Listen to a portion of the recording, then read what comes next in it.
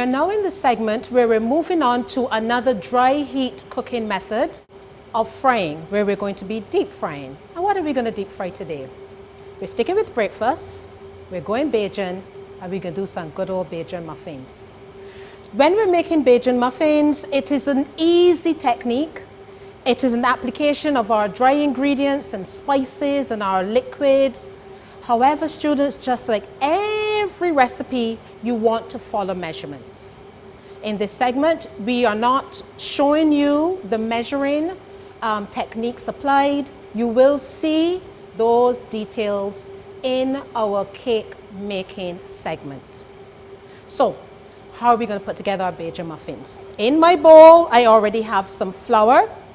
I have baking powder. I have brown sugar. Going always Bajan, right? Brown sugar. I have a little bit of clove, a little bit of ground spice, ground cinnamon, and fresh nutmeg, all in my bowl. And I'm going to incorporate these all together so they're all even.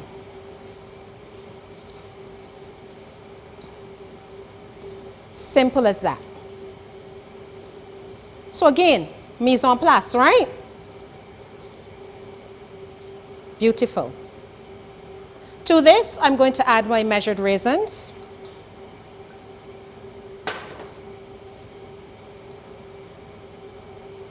I have my liquid in my measuring cup. So this is a measuring cup. We will go into detail when we do cake making. And then we have good old ECAF mixed essence. Of course. Mixed essence, right? It's Bajan fish cakes, Bajan muffins.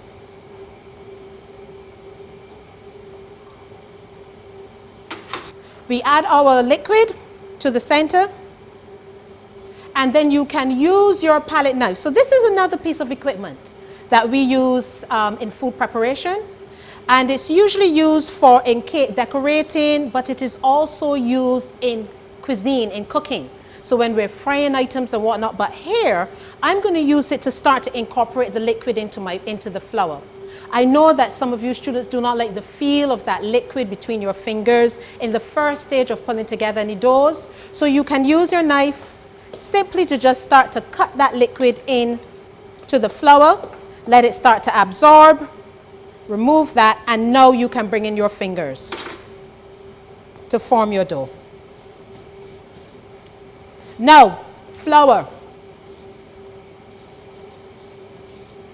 When you're using all-purpose flour, it is not necessarily always consistent, meaning that today I can use a certain amount of water in the recipe, especially for doughs like this, and then another day I might need a little bit more or a little less. And that's because of the combination of wheat that is used to formulate, to create our all-purpose flours. Some require more liquid than others.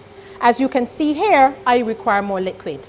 So I'm going to now get more liquid in my measuring cup, and I'm using room temperature liquid, students, okay? So straight from the tap.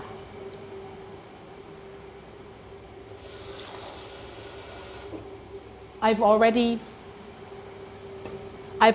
added in the required amount of essence for this recipe, so you will not add more essence. We're going to add that water, and form our dough.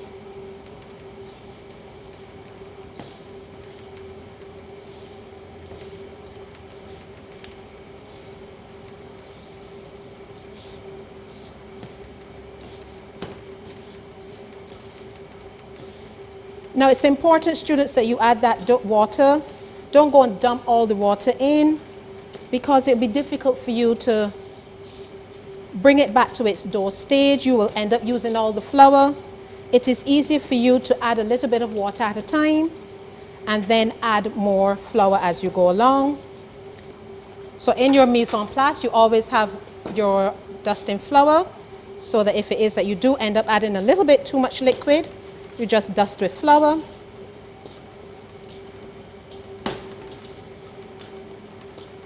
We do not want too hard a dough, students. We want this dough to be quite moist to have our lovely Bajan muffins. So you can see I have a little bit of stickiness on the hand. That's fine.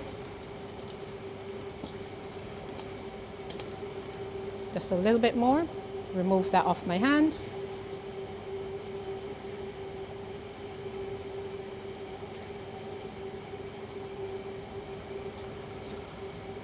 much more. Beautiful.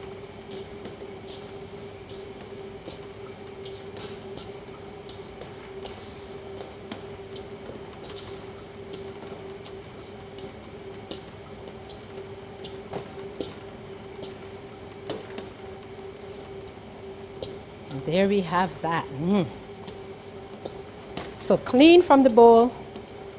Lovely dough, and I do want a bit of that stickiness for our Belgian muffins, huh? Wonderful. So this is the dough. This is our dough. Just dust with a little flour. So when it comes then now to consistency, weighing and measuring, that's why we have to weigh and measure. I want consistency to my Belgian muffins. How do I get consistency to my Belgian muffins? I will weigh each ball. So depending on how big I want to make my Belgian muffins or how small I want to make my Belgian muffins, I will decide on that and weigh accordingly. Normally for a normal size Belgian muffin for breakfast, I wouldn't go any more than 2 ounces a ball. And again, we will show you how to utilize the digital scale and your analog scale when it comes to weighing mass. That will be done in our segment when we do cake making.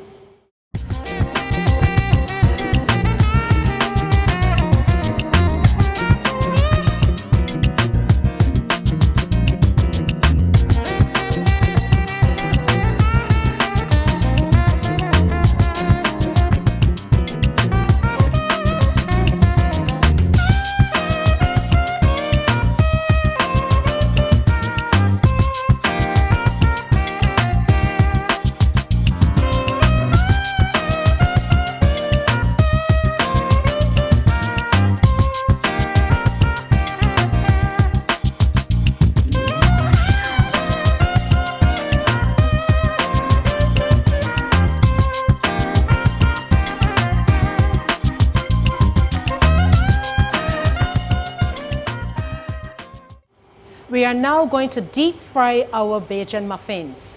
So we have our lovely pot, the good old oil pot. As you can see, this is used only for frying, okay? If we were doing a larger batch of deep frying, we would indeed use the deep fat fryer. It's electrical, it controls the heat, so you can set the temperature you want and it will maintain that temperature. As a result, the consistency of your product would remain the same right through your cooking process.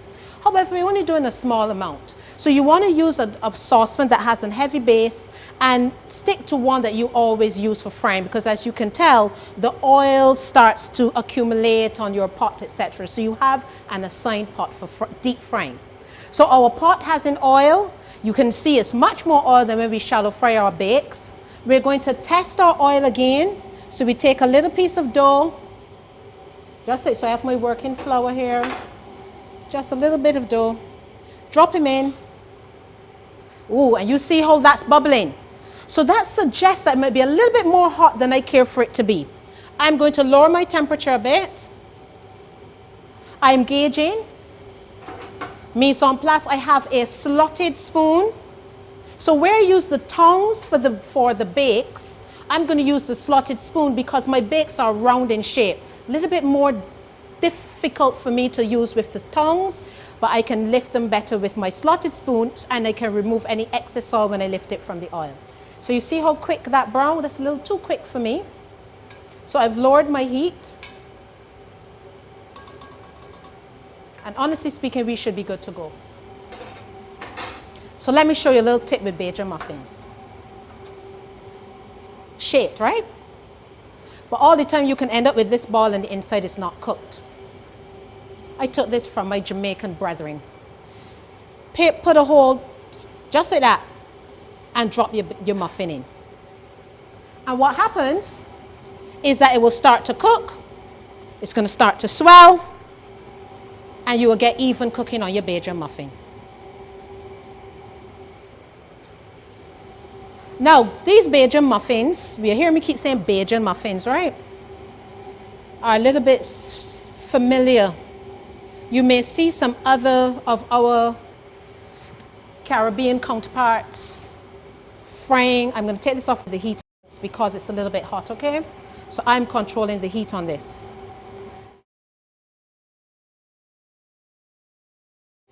Our Vincy's do a sweet fritter like this. And they call theirs actually bakes, while our bakes is made from a batter. So don't get into any arguments, students, with any of our Caribbean counterparts, all right? We all do a fritter, we just give them a different name, all right? And as you can tell, when I'm dropping anything into my oil, I drop it away from me. Away from me. So I'm using the conduction of the heat of the, you see how they still have their nice shape? They will cook evenly. Beautiful. That's gorgeous. Lovely.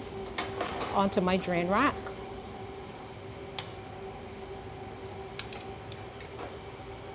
So students, here's another little tip. If you find that your oil was too hot and they start to brown and you don't feel that the inside of them are fully cooked yet, just drop them in the oven.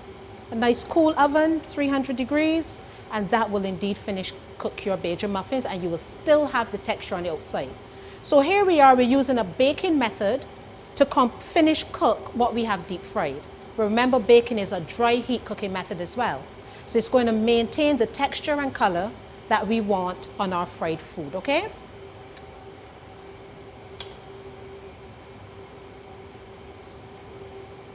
So now I can see less bubbles. That means the oil of the temperature is going down. That means it's safe for me to put it back on my heat so that I can maintain the temperature I want to cook my muffins.